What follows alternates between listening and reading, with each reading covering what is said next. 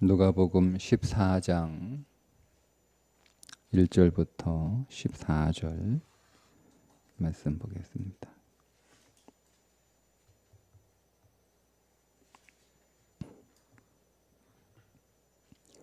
안식일에 예수께서 한 바리새인 지도자의 집에 떡 잡수시러 들어가시니 그들이 엿보고 있더라.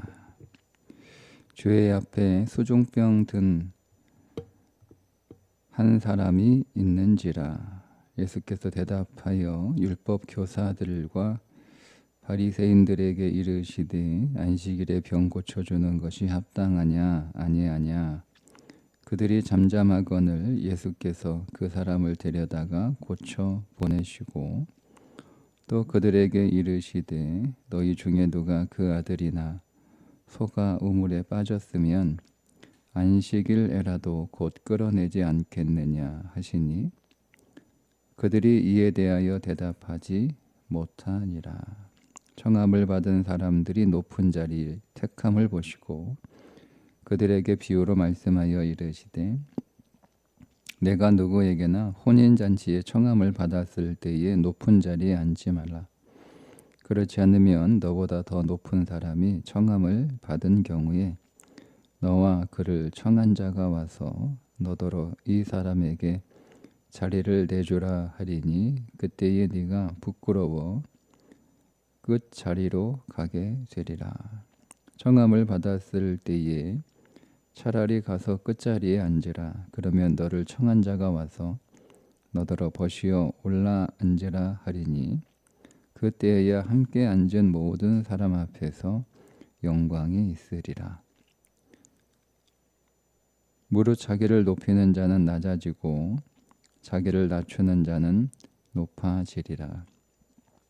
또 자기를 청한 자에게 이르시되 네가 점심이나 저녁이나 베풀거든 벗이나 형제나 친척이나 부한 이웃을 청하지 말라. 두렵건대 그 사람들이 너를 도로 청하여 네게 가품이 될까 하노라. 잔치를 베풀거든 차라리 가난한 자들과 몸 불편한 자들과 저는 자들과 맹인들을 청하라. 그리하면 그들이 갚을 것이 없으므로 네게 복이 되리니 이는 의인들의 부활 시에 네가 갚음을 받겠음이라 하시더라. 아멘.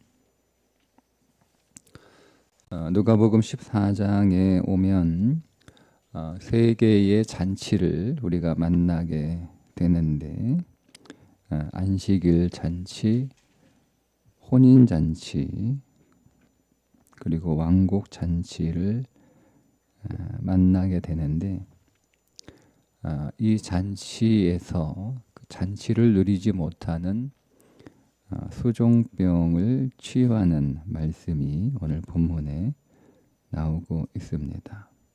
그래서 이 수종병의 치유를 통해서 예수 그리스도를 풍성하게 누리는, 그러니까 안식일의 잔치에서는 안식이신 그리스도를 누려야 되고 혼인 잔치에서는 신랑이신 예수 그리스도를 누려야 되고 왕국 잔치에서는 왕이신 그리스도를 누려야 되는데 그 그리스도를 누림은 없고 그저 안식 잔치만 있는 거죠. 그냥 혼인 잔치만 있는 거예요. 그냥 왕국 잔치만 있는 거예요. 그게 수종병 걸린 거다. 그렇게 우리가 이 말씀을 볼 수 있습니다. 수종병은 몸에 물집이 생기는 그런 질병입니다. 유대인들에게 있어서 이 수종병은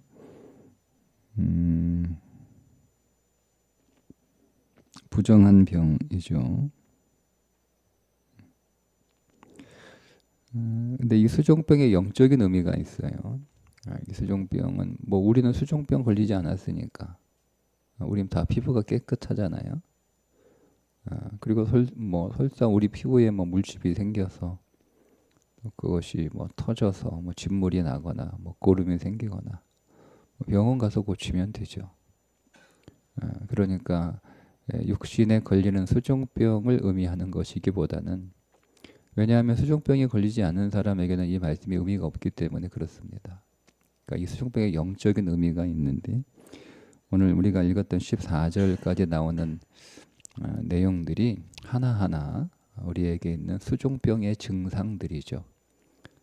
먼저 보면 수종병은 포괄적으로 보면 우리가 육신으로 일하는 거예요. 우리 육체에 생기는 물집 같은 것들이니까 우리가 육체로 하나님의 일을 하는데 그 결과가 깨끗하지 않은 거예요. 하나님의 일을 하고 나면 그 결과가 깨끗하지 않다는 것은, 예를 들면 우리가 밥을 지었는데 그 밥이 잘못됐다는 뜻이 아니고, 그 밥을 짓는 과정에서 거기에서 잔치 누림이 없는 거예요. 여러분, 우리가 교회 사역하면서 그 과정이나 그 결과가 모두에게, 자신은 물론이고 모두에게 기뻐야 되는 거예요. 그 안 기쁘면 수종병 걸린 거다. 오늘 본문의 맥락에서 보면, 복락에서 어쨌든 우리가 그 사역을 통해서 기쁨이 없어요. 불만도 있고 짜증도 있고 스트레스도 받고 화도 나고 감정이 상하고, 그래서 뭐 그 결과로 뭐 서로 험담하고 이런 일이 걸린 게 수종병이에요. 수종병. 그러면 잔치를 못 누리는 거잖아요. 우리가 기쁨으로 그 사역을 해야 되는데, 뭐 우리가 가정에서 혹은 직장에서 우리가 일을 하는데 그것이 우리에게 잔치가 되어야 되거든요. 근데 그게 잔치가 되지 않고 우리가 그 일로 인하여 기쁨이 사라지고 오히려 다른 기쁨이 아닌 것들이 우리 안에 일어나게 되면 그게 수종병 걸렸다. 오늘 본문의 맥락에서 그렇게 보게 됩니다. 여러 가지 냄새나는 요소들이 흘러나오는 것, 그것을 치료받아야 우리가 우리의 삶이 잔치가 될 수 있다 하는 말씀으로 포괄적으로 우리가 적용할 수 있는데요. 그러면 우리가 육체로 일한다는 게, 내가 믿음으로 일하지 않고 은혜로 일하지 않고 율법으로 일하고 육체로 일한다는 것이 도대체 어떤 것들인가 이제 하나하나 자세하게 나오는데, 그게 1절에 나오는 말씀부터 보면, 1절에 안식일에 예수께서 한 바리새인 지도자의 집에 떡 잡수시러 들어가시니 그들이 엿보고 있더라. 자, 일단은 1절에 보면 바리새인 지도자의 집이잖아요. 집. 그러니까 여러분의 인생의 주인이 여러분이 되지 않고 여러분이 집주인이 되면 안 되는 거예요. 우리는 등기 이전에서 그리스도가 우리의 집주인 되셔야 됩니다. 그러니까 내가 내 인생의 소유자가 되고 내가 내 인생의 주인이 되면 우리는 수종병의 증상들을 겪게 된다는 거죠. 그리고 엿보고 있다. 그리스도를 초대했어요. 그러니까 이게 지도자, 우리는 그 바리새인 지도자 이렇게 해서 그 한 사람이 예수 그리스도를 식사에 초대하시는 것처럼 그렇게 해석이 되지만, 사실은 엿보다라고 하는 단어를 통해서 바리새인 지도자의 한 일원으로서 예수 그리스도를 초대한 게 아니고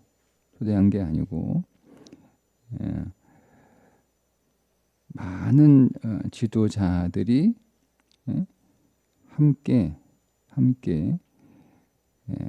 예수 그리스도를 흠을 좀 잡아보자, 그렇게 논의하고 그래서 예수 그리스도의 흠을 잡기 위해 그 가운데 한 지도자가 예수 그리스도를 초대한 거죠. 그러니까 호의적으로 초대한 게 아니에요. 그게 엿보다라고 하는 단어에서 우리가 알 수 있는데 우리는 엿보서 이렇게 숨어서 관찰하는 것처럼 그런 느낌이 다르잖아요. 근데 원래 이 엿보다라고 하는 원래 단어의 의미는 주의 깊게 관찰하다 그런 뜻이에요. 그러니까 예수를 가까이에서 하나하나 주의 깊게 관찰하여 그의 흠을 잡으려고 예수 그리스도를 식사 자리에 초대하는 것으로 보입니다. 그러니 오늘 우리가 성경을 볼 때 그것을 그 안에서 예수 그리스도를 만나고 그리스도를 더 얻기 위하여 말씀을 보는 게 아니고 지식으로 말씀을 보는 거예요. 지식으로 말씀을 보는 것이 뭐 다 나쁘다 그런 의미가 아니고 우리가 지식으로 말씀을 보든 호기심으로 말씀을 보든 어쨌든 우리가 거기에서 마지막 얻어야 될 결론은 지식이 아니고 예수 그리스도를 결론으로 얻어야 돼요. 우리가 예수 그리스도를 말씀을 통하여 즉 성경을 통하여 우리가 만나지 못하면 그 성경을 우리가 지식적으로 아무리 잘 설명을 해도 그게 수종병 걸린 거예요. 우리는 성경을 읽을 때 그 안에서 생명과 진리이신 예수 그리스도를 만나야 됩니다. 그리스도를 더 얻어야 되는데 그렇지 못하는 거죠. 그냥 한낱 지식의 탐구로 끝나면 그게 수종병 증상이다는 겁니다. 자, 그리고 나서 이제 예수님이 그 앞에 수종병 든 사람이 있는 것을 보시고 질문을 하세요. 율법 교사들과 바리새인들에게 안식일에 병 고쳐주는 것이 합당하냐 그렇지 아니하냐 질문하니까 그들이 대답을 하지 못합니다. 그러니 주님이 다시 말씀을 하시는데 5절에 또 그들에게 이르시되 너희 중에 누가 그 아들이나 소가 우물에 빠졌으면 안식일에라도 곧 끌어내지 않겠느냐 이렇게 말씀을 하세요. 13장에서는 안식일에 소를 풀어서 물을 먹도록 물가로 데리고 가는 말씀이 나오죠. 14장에서는 그 소가 우물에 빠진 거예요. 즉 우리가 말씀 안에서 생수를 얻지 못하고 율법만 마시다 보니 그 율법의 물을 너무 많이 마셔서 그 율법의 우물에 종교의 우물에 빠졌다는 겁니다. 그 종교의 우물에 율법의 우물에 빠졌으면 그것을 건져내는 것이 안식이라는 거예요. 그러니까 수종병은 우리의 모든 일들을 통해서 안식을 누리지 못하는 거죠. 안식을 우리가 예배를 통해서 안식을 누리지 못하는 거, 우리가 기도를 통해서 안식을 누리지 못하는 거, 그냥 예배 자체만 드리는 거죠. 기도 자체만 하는 거예요. 성경을 통해서 안식을 우리가 누려야 되는데 그 성경을 그냥 많이 읽은 것으로 끝나는 거예요. 그게 종교의 우물에 빠진 거죠.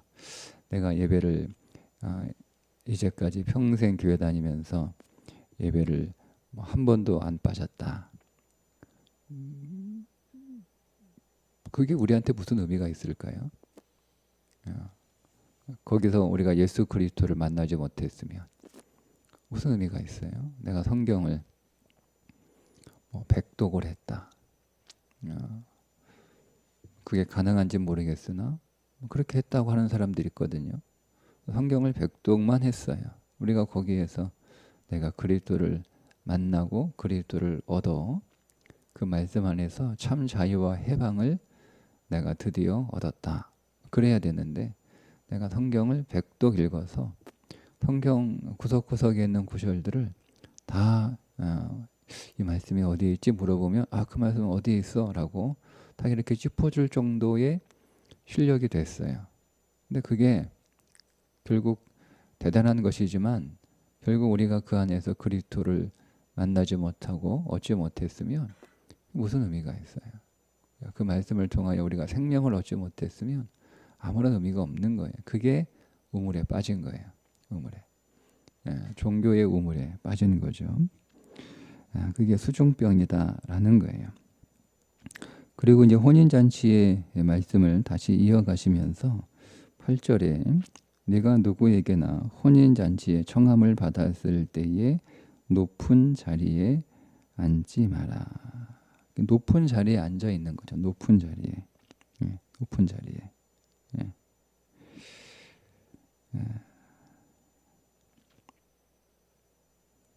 높은 자리에 앉지 말고 9절에 보면 너와 그를 청한 자가 와서 너더러 이 사람에게 자리를 내주라. 자리를 내주라는 거예요. 근데 여러분 우리가 이 말씀을 윤리적으로 읽으면 그런 얘기잖아요. 교만하지 말고 높은 자리에 앉지 말고 그냥 가던 낮은 자리에 앉아서 겸손하게 그렇게 살라 이런 말씀인데요. 성경이 말씀하시는 겸손은요, 자기를 스스로 겸손하게 하는 사람들 있죠. 우리도 뭐 그럴 때가 뭐 없는 건 아니지만 그 굉장히 윤리적이고 굉장히 인격적인 거잖아요. 성품이 좋은 거잖아요. 근데 여러분 성경에서 말씀하고 있는 겸손은 스스로 겸손한 자가 되는 게 아니에요. 여러분 윤리 배우고 있는 거예요. 교회에서 윤리. 교회 성경은 윤리 교과서가 아니에요. 예수님이 여러분 여기서 윤리 얘기하시겠습니까?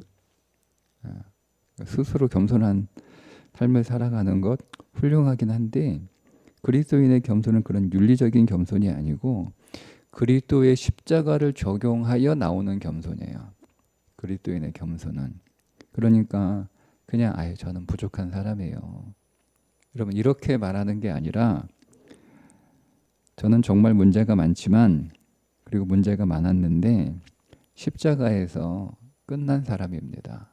그런 골고다의 영으로 살아가는 자의 심령에서 나오는 겸손이에요. 그냥 윤리적인 겸손이 아니라 십자가에서 종결된 나의 본질이 끝난 것이 나의 본질이다 라고 해서 십자가를 기준으로 십자가를 적용해서 나오는 겸손이 그리스도인의 겸손이 돼야 되는 거예요. 그게 높은 자리에 앉지 마라 라고 하는 말씀의 의미예요. 그리고 그 자리를 내어주라는 게 누구한테 내어주는 거예요? 다른 사람에게? 아니요. 그리스도께 내어주라는 거예요. 내가 그 십자가에서 나의 모든 존재가 종결되었으니 끝난 거잖아요.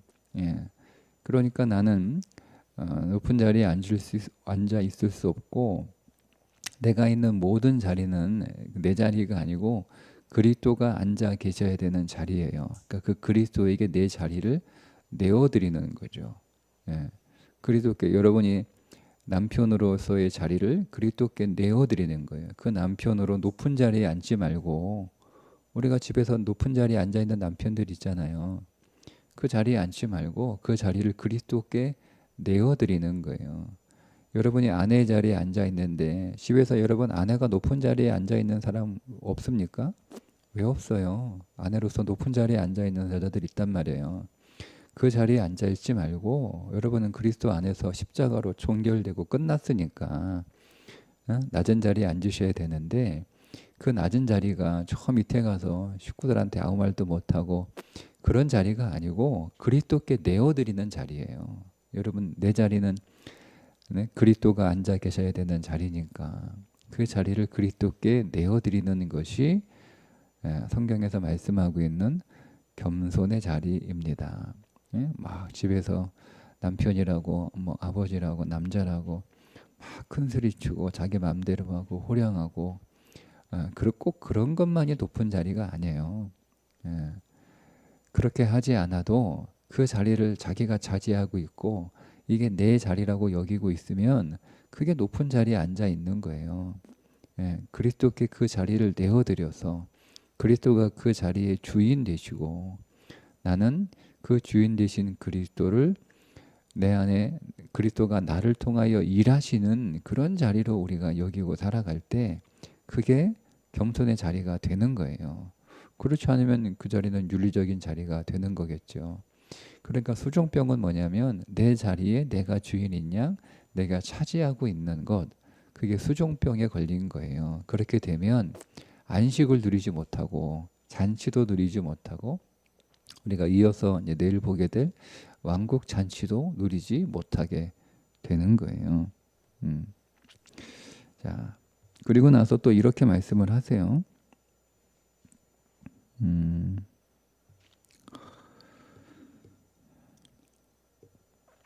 12절에 또 자기를 청한 자에게 이르시되 네가 점심이나 저녁이나 베풀거든 벗이나 형제나 친척이나 부한 이웃을 청하지 말라. 두렵건대 그 사람들이 너를 도로 청하여 내게 가품이 될까 하노라. 잔치를 청했을 때 그 잔치에 초대하는 사람 벗, 형제, 친척, 부한 이웃 부르지 말고 누구를 부르라고 하시냐면 13절에 잔치를 베풀거든 차라리 가난한 자들과 몸 불편한 자들과 저는 자들과 맹인들을 청하라는 거예요. 여러분 우리가 주님의 잔치에 초대를 받았어요. 그 잔치에 초대를 받았을 때 오늘 우리의 마음과 태도는 벗이나 형제나 친척이나 부한 이웃의 마음과 태도를 갖지 말고 어떤 사람의 태도를 가지라는 거예요? 가난한 자의 태도를 가지라는 거예요. 몸 불편한 자들, 저는 자들의 태도를 가지라는 거죠. 맹인들의 태도를 가지라는 거예요. 가난한 자가 되어야겠죠. 우리가 주님 앞에서 항상 부한 자가 아니라 가난한 자, 항상 진리의 줄인 자, 주님으로 배고픈 자, 생명으로 굶주린 자. 그래서 항상 주님을 더 원하고 주님을 더 얻기를 위하여 사모하고 그래서 그 주님이 그 안에 더 쌓이도록 그런 그때 나는 더 이상 뭐 예수 충분히 믿고 있고 뭐 그런 마음 있잖아요 우리 안에. 그런 생각이 들었어요. 정말 예수를 원하는 걸까? 정말 예수를 원하는 걸까?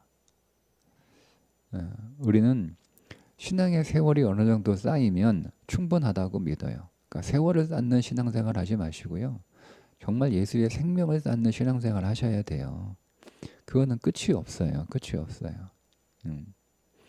만약에 제가 뭐 이만큼 오케이 했으니까 충분하다. 그게 수종병 걸린 거예요. 그거하고 상관없어요. 상관없어요. 그러니까 저는 주님이 부르시는 그날까지 더 예수를 알기 원하고 더 예수를 만나기를 원하고 더 예수가 실제가 되고 그 예수가 내 인생에 더 생명이 되고 그 예수가 내 인생의 보화인데 여러분 만약에 예수 그리스도가 여러분의 인생의 보화라면 여러분 보세요. 돈에 만족이 없죠? 여러분 얼마를 벌어야 여러분들이 이제는 뭐 충분하다 그만 벌어야 된다라고 하는 게 있어요? 없어요. 그런 얘기 있잖아요. 어떤 부자에게 찾아가서 당신은 이제 돈이 그렇게 많으니까 충분하지 않습니까? 라고 물어보니까 무슨 소리예요? 무슨 소리예요? 나는 돈이 더 필요해요 라고 대답했다고 하잖아요. 그러니까 우리는 여러분 돈의 욕심은 끝이 없어요. 우리가 돈을 더 한 푼이야 더 벌기 위해서 돈을 벌 수 있다면 우리가 그렇게 살아가는 게 우리의 삶이잖아요. 그래 여러분가 예수를 보화로 여러분 정말 믿고 있다면 예수를 더 얻기 위해서 우리가 더 애쓰고 노력하고 살아야 되는 것이 당연한 거잖아요. 예수 그리스도를 보화로 정말 우리가 믿고 있다면 예수 그리스도를 정말 보화로 우리가 경험하고 있다면 그렇게 예수 그리스도 우리가 진짜 보화로 그렇게 발견했다면 만족함이 없죠. 우리가 육신을 위하여 이 땅에서 하나님 나라로 가져가지도 못하는 돈을 한 푼이라도 더 우리가 얻기 위해서 살아가는 것이 보통 일반적인 사람들의 보통의 삶인데 이만큼 벌었으니까 그럼 여러분 재벌들이 뭐 그만큼 벌면 그만 끝나야 되는데 끝이 없잖아요. 끝이 없잖아요. 예. 그런 것처럼 우리가 예수 그리스도를 여기서 가난한 자가 된다라고 하는 것은 그리스도를 더 얻기 위하여 항상 그리스도를 구하고 있는 자예요. 그러니까 그리스도를 더 얻기 위하여, 그러니 여러분 그 사람은 안식일 잔치에서 혼인 잔치로 더 나아가는 거예요. 내가 그리스도를 통해서 안식을 누리는 자로 살아가는 정도로는 내게 만족함이 없는 거예요. 내가 이제는 그리스도가 내 인생의 신랑이 되는, 내가 그리스도의 신부가 되는 자리로 더 나아가기 위하여 애를 쓰겠죠. 그리스도를 더 얻기 위해서. 그것으로 끝나지 않아요. 이제는 내가 그리스도를 내 인생의 왕으로, 하나님의 왕국으로, 개인의 안식에서 좀 더 많은 사람들이 있는 혼인잔치에서 그것으로 부족하니까 하나님의 많은 백성들이 있는 하나님의 왕국으로 더 나아가기 위해서 애를 쓴단 말이에요. 그게 그리스도를 더 얻기 위하여 가난한 자로 그 잔치에 참여하는 거예요. 더 얻기 위하여, 더 얻기 위하여. 근데 그렇지 않고 오늘 우리가 내가 몇십 년 예수 믿었으니까, 내가 수십 년 동안 교회 이렇게 일했으니까 충분하다. 그 순간부터 이제 우리는 수종병에 걸린 거예요. 예. 그러니 우리가 주님의 잔치에 항상 가난한 자로, 여러분 예배 드릴 때마다 항상 가난한 자로, 여러분 무엇에 굶주려 있나요? 무엇에? 높은 자리에 올라가기 위해서, 사람들의 인정받기 위해서, 사람들의 칭찬받기 위해서 굶주린 자가 아니라 여러분들이 어떤 곳에 있든 더 그리스도를 얻기 위하여 굶주린 자가, 가난한 자가 되어야 한다는 거죠. 그 다음에 저는 자, 몸 불편한 자, 저는 자가 나오잖아요. 성경에서 저는 자가 대표가 누구죠? 야복강에서 환도뼈 부러진 야곱이잖아요. 그러니까 야복강에서 환도뼈는 야곱에게 가장 강한 점이에요. 그러니까 우리의 인생에서 가장 강한 것들, 이게 이 강한 것들 때문에 하나님을 대적하고 하나님 앞에서 계속 고집을 부리는 거잖아요. 그러니까 여러분 인생 안에 여러분들이 하나님을 대적하고 대적하지 않는다도 여러분이 계속 고집 부리는 거 있단 말이에요. 예? 그게 야곱의 환도뼈예요. 그거 여러분 부러지셔야 됩니다. 그거 부러지셔서 여러분 저는 자가 되어 지팡이를 짚고 사는 인생이 되어야 되는 거예요. 예. 그러니까 우리가 주님 앞에서 저는 자로, 내가 주님을 지팡이로 의지하고 주님을 붙잡지 않으면 내가 걸어갈 수 없다. 안 그러면 나는 계속 삐딱하게 걸어가는 거예요. 저는 자니까. 내가 온전하게 걷기 위해서는 내가 더 강해져야 되는 것이 아니고 더 주님을 의지하고 더 주님을 붙들고 그 주님을 내 인생의 지팡이로 짚고 가야 내가 온전하게 걸어갈 수 있다라고 여기는 자로 주님의 혼인잔치에 참여해야 되는 거예요. 주님의 안식일 잔치에도 참여해야 되는 거예요. 그런 사람이 되라는 거죠. 맹인이잖아요. 맹인. 내가 주님을 더 보기를 원하고 세상에 대해서는 눈 감기 원하고. 성경의 대표적인 맹인이 누구예요? 사도 바울이잖아요. 그가 다메섹에서 그의 눈이 멀었어요. 그래서 그는 더 이상 세상을 보는 눈이 아니고 그의 눈은 달라지죠. 이제 그리스도를 보는 눈으로 달라져요. 하나님 나라를 보는 눈으로 달라져요. 그다음 율법을 보아도 그 율법 안에서 생명을 보는 눈으로 달라져요. 그게 바울의 눈이었잖아요. 우리가 그런 눈이 돼야 되는 거예요. 그러니까 우리가 그리스도 안에서 늘 그리스도를 만나기를 원하고 그리스도를 더 보기를 원하고 그리스도의 일하심을 보기를 원하고 그리고 세상에 대해서는 우리는 세상에 대해서 너무 눈이 밝잖아요. 세상에 밝은 오늘 우리의 눈들은 더 어두워져야 되고 하나님 나라를 보는 우리의 눈들은 더 밝아져야 되는 그런 마음과 그런 태도로 주님의 잔치에 참여해야